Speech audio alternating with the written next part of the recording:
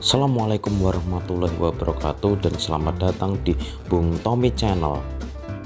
Jangan lupa untuk like YouTube dan klik tulisan subscribe untuk membantu Bung Tommy Channel.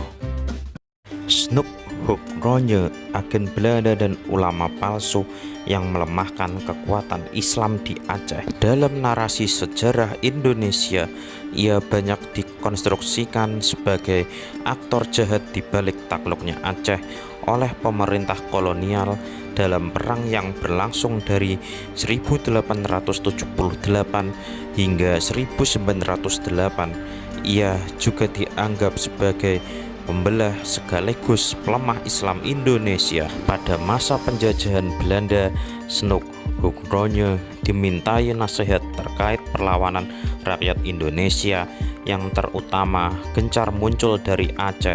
Hoogronje memang sengaja dikirim ke Aceh untuk mempelajari gerakan politik rakyat di tanah yang dijuluki Serambi Mekah itu. Dari masa tinggalnya di Aceh mulai Juli 1891 sampai Februari 1892, Snoek menyusun laporan intelijen dengan satu poin penting: perlawanan di Aceh tidak benar-benar dipimpin oleh Sultan seperti yang selalu dipikirkan Belanda, namun oleh ulama-ulama Islam. Segala macam sinisme dan pandangan negatif yang tercurah padanya tentu bukan tanpa dasar.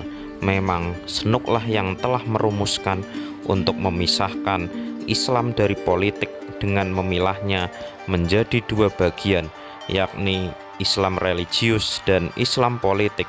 Kesimpulan ini ia peroleh setelah melakukan penelitian kesastraan, sejarah, dan etnografi selama bertahun-tahun. Snoek mengatakan tidak mungkin bernegosiasi dengan para ulama. Ideologi Islam yang menentang penjajahan telah tertanam kuat dalam pemikiran mereka. Maka yang dianjurkan Snoek kepada pemerintah Belanda bukanlah melobi ulama, melainkan langsung menggunakan cara-cara kekerasan. Menurut Snoek, kekerasan terhadap ulama akan sangat ampuh membungkam mereka dari menyampaikan ajaran-ajaran soal jihad, negara Islam, dan konsep politik Islam lainnya, dan kedepannya hanya bicara soal hari akhir dan ritual ibadah. Sarannya tersebut awalnya diabaikan pemerintah Belanda. Penyerangan tetap dipusatkan pada Sultan, namun sampai tahun 1896 Aceh belum bisa ditaklukkan, hingga akhirnya Belanda mengubah taktik dengan mengangkat Jenderal Johannes Benedictus van Hees sebagai gubernur Hindia Belanda. Van Hees kemudian menunjuk Snoek menjadi penasihatnya. Dengan posisi tersebut, Snoek berhak menasihati pasukan tentara dan ikut ekspedisi-ekspedisi militer. Pemerintah Belanda kemudian meluncurkan kampanye cari dan bunuh ulama Aceh. Ekspedisi ini terrealisasi, dan pada 1903, setelah 30 tahun perang, Belanda akhirnya mendeklarasikan kemenangan di Aceh. Pergi haji ke Mekah merupakan rukun Islam kelima. Mekah, kota yang hanya boleh dimasuki oleh orang Islam ini, pada masa penjajahan sangat dimonitor oleh Belanda. Banyak pelarian dari Hindia Belanda yang gencar melawan penjajahan Belanda bersembunyi di sana. Untuk memantau aktivitas mereka, Belanda membuka konsulat di Jeddah, kota yang berjarak sekitar 1 jam dari Mekah. Kekhawatiran Belanda muncul karena berbagai sebab. Pemberontak akan mempengaruhi orang-orang Indonesia yang beribadah haji, ditambah dengan gencarnya gerakan pan-islamisme yang dipelopori Jamaluddin Al-Afghani.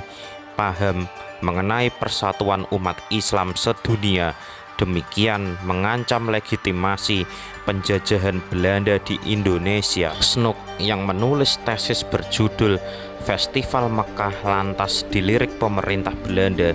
Ia dinilai punya pemahaman mendalam tentang Islam. Hal itu dinilai akan sangat berguna dalam misi Belanda menduduki Aceh. Konsulat Belanda di Jeddah pun menawarinya belajar Islam langsung di Mekkah. Bagaimana tawaran ini bisa terwujud sementara Snook bukan seorang Muslim? Pada 1885, mula-mula ia tinggal di Jeddah bersama bangsawan asal Pandeglang, Raden Haji Abu Bakar Jayadiningrat, yang darinya juga Snook belajar bahasa Melayu. Di tahun yang sama, Snook mengucap keinginannya masuk Islam. Ia pun bersyahadat di hadapan qadhi atau hakim bernama Ismail Aga berikut 2 orang saksi. Pengetahuan Snook yang tajam soal Islam memuluskan langkahnya. Ketika berhasil menginjakan kaki di Masjidil Haram, ia menulis surat kepada temannya Karbezold membanggakan tentang betapa sumpah syahadatnya tak dipertanyakan. Dalam perjalanannya menyusupi Mekkah sebagai mu'alaf, ia bahkan digelari berbagai sebutan seperti Mufti dan Syekh Al-Islam of Batavia. Untuk tahu soal seluk-beluk Aceh, ia belajar kepada Habib Abdurrahman Az-Zahir, ulama Mekkah yang pernah pergi ke Aceh. Habib Abdurrahman bersedia menerima Snook sebagai murid karena ia mengaku ingin membantu orang Aceh melawan penjajahan Belanda. Gerilya Snook dalam penyamarannya sebagai agen Belanda membarengi kepada pemikiran yang kian subur di kalangan umat Islam. Tak sedikit orang Islam menutup mata soal politik dan hanya memusatkan diri pada ritual ibadah semata. Versi ajaran Islam yang direstui Belanda zaman penjajahan lantas menuding sesama yang berikhtiar menuntut ilmu Islam dengan kafah atau sempurna sebagai ekstremis. Bila melihat keadaan saat ini, nasihat Snook kepada Belanda 126 tahun yang lalu untuk memberangus ulama berikut ajaran-ajaran politiknya tak ubahnya apa yang kita lihat sekarang dalam bentuk paham sekulerisme, memisahkan agama dari kehidupan bernegara. Paham itu berarti juga memisahkan agama dari politik, memisahkan agama dari ekonomi, dan pada akhirnya hanya bertujuan kepada satu hal saja, memisahkan agama dari seluruh sendi kehidupan.